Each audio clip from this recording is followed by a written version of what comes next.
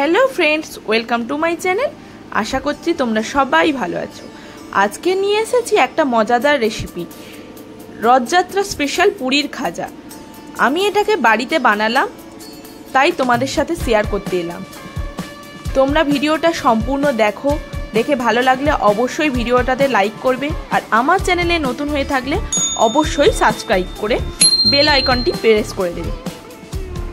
চলো উপকরণগুলো দেখে নিই। প্রথমে নিয়ে নিয়েছি আমি 3 কাপ ময়দা, তাতে নিয়ে নিলাম সামান্য পরিমাণ লবণ। এবার নিয়ে নিচ্ছি ঘি, গাওয়া ঘি নিয়ে নেব আমি 3 চামচ। ভালো গাওয়া ঘি নিয়ে নিলাম আমি 3 চামচ, দিয়ে ভালো করে ময়াম দেব।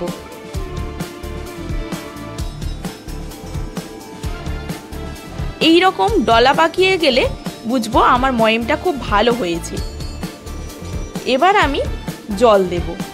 জলটা কোনো গরম দিতে হবে না, এখানে রুম টেম্পারেচার জলই আমি ব্যবহার করেছি। তোমরা চাইলে গরম জলও কিন্তু ব্যবহার করতে পারো।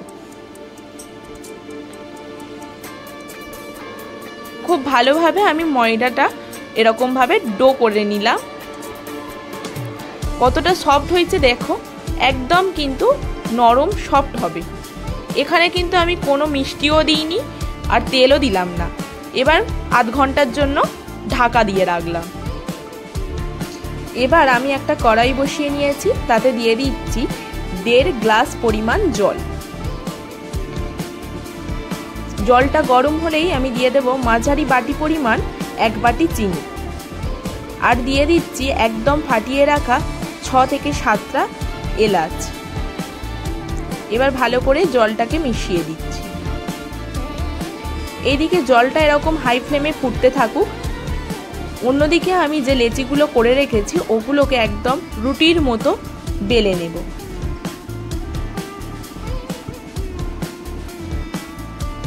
লেচিগুলোকে আমি যেমন রুটি করি ঠিক সেইভাবেই ময়দা দিয়ে বেলে নেব।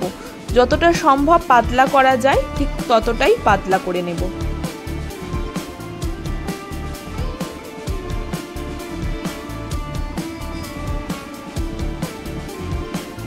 এইভাবে ঘুরিয়ে ঘুরিয়ে একদম পাতলা করে বেলে নিয়েছি। আর এইদিকে দেখুন চিনি সিরাপটা কিন্তু আমার একদম হাফ পরিমাণ হয়ে গেছে। আর দেখুন এখানে বাদামি একটা রং চলে এসছে, তখন আমরা বুঝবো যে আমার চিনি সিরাপটা একদম রেডি। এবার আমি গ্যাসটা অফ করে দেব, দিয়ে ঠান্ডা হতে দেব। এইদিকে আমি রুটিগুলোকে বেলে নিয়েছি। এবার এই রকম একটা ব্রাশ দিয়ে তেল নিয়ে ব্রাশ করে নেব। এখানে আপনারা ঘিও কিন্তু চাইলে ব্যবহার করতে পারবেন। এবার দিয়ে দিচ্ছি চালের গুঁড়ো। এরকম ছড়িয়ে ছড়িয়ে কিন্তু পুরোটা ভালো করে চালের গুঁড়ো ব্যবহার করছি আমি।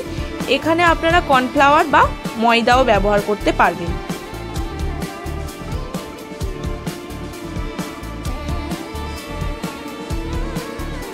ব্রাশ দিয়ে এটাকেও আমি এরকম ব্রাশ করে নিলাম। এর ওপর আমি আবারও আরেকটা রুটি দিয়ে দিলাম, দিয়ে সেম ভাবে তেল দিয়ে আবার চালের গুঁড়োটা আমি ছড়িয়ে দিলাম। আর এই রকম টেনে টেনে একটু সমান করে নেব যাতে শেপটা সুন্দর আসে। এখানে আমি 4টে রুটি ব্যবহার করলাম, আপনারা চাইলে 5টা বা 6টা রুটিও ব্যবহার করতে পারবেন। লাস্টের রুটির ওপরেও কিন্তু আমি এইভাবে সেম ভাবেই তেল ব্রাশ করে তার উপর কিন্তু এরকম চালের গুঁড়ো ব্যবহার করেছি। এবার খুব আলতো হাতে একদম টাইট করে রোল করে নেব। খুব তাড়াহুড়ো করলে হবে না, এখানে কিন্তু খুব আলতো হাতে করে নিতে হবে এইভাবে রোল।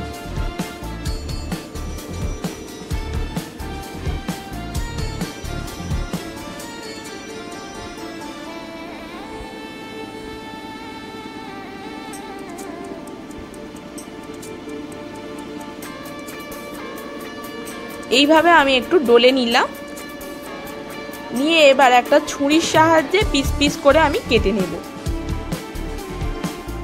প্রথমে মুখটা আমি সমান করে কেটে বাদ দিয়ে দিলাম।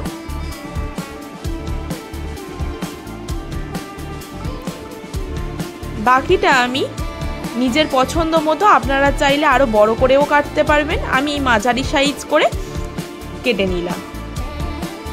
যেহেতু বাড়ি বানাচ্ছি ওই জন্য অনেক বড় আমি করলাম না, একদম মিডিয়াম সাইজের একটা মাপে কেটে নিচ্ছি। এইভাবে আমি পুরো লেচিটা কেটে নিচ্ছি।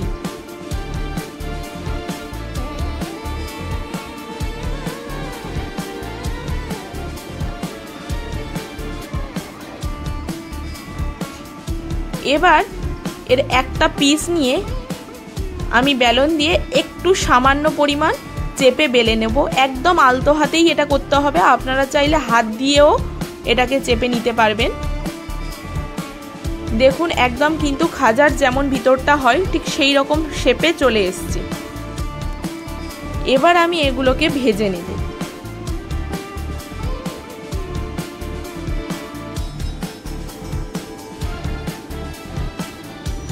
কড়াই বসিয়ে তাতে একদম বেশি করে সাদা তেল আমি দিয়ে দিয়েছি, কেননা এগুলোকে ডুবু তেলে একদম ভাজতে হবে।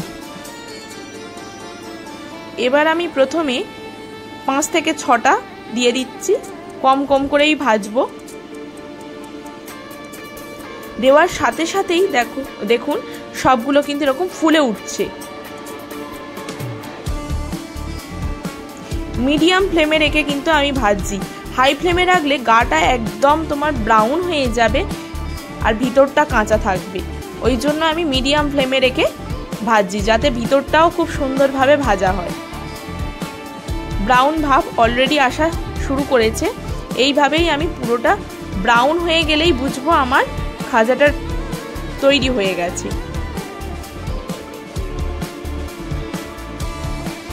এই খাজাটা ভাজাটা কিন্তু কমপ্লিট, পুরো ব্রাউন হয়ে গেছে। এগুলোকে আমি একটা আলাদা বাটি করে তুলে রাখছি।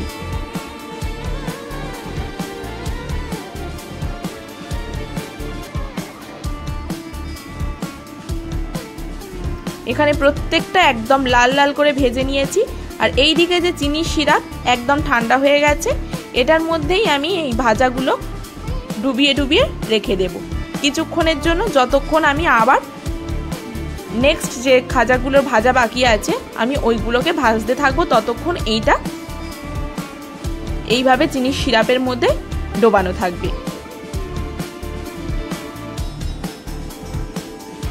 এগুলো এইদিকে অনেকটা ব্রাউন হয়ে এসছে। এগুলোকেও আমি বাটিতে করে তুলে নিচ্ছি। এগুলো আমি ডাইরেক্ট দিয়ে দিচ্ছি একদম চিনির সিরাপের মধ্যে, যেহেতু আমার আগেরগুলো তুলে নিয়েছি। সবগুলো দিয়ে আমি ভালো করে মিক্সড করে নিচ্ছি চিনির সিরাপের সাথে, যাতে রসগুলো খুব ভালোভাবে খাজার মধ্যে ঢোকে।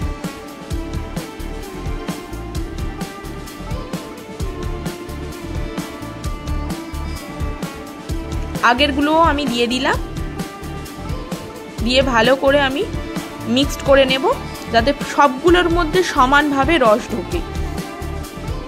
আপনারা চাইলে এবার একটা কোনো ঝুড়ির মধ্যে কিন্তু এই খাজাগুলো রাখতে পারেন, তাতে করে কি হবে, রস যেগুলো এক্সট্রা আছে সেগুলো কিন্তু ঝরে যাবে। আমি এখানে প্লেটের মধ্যে রাখছি।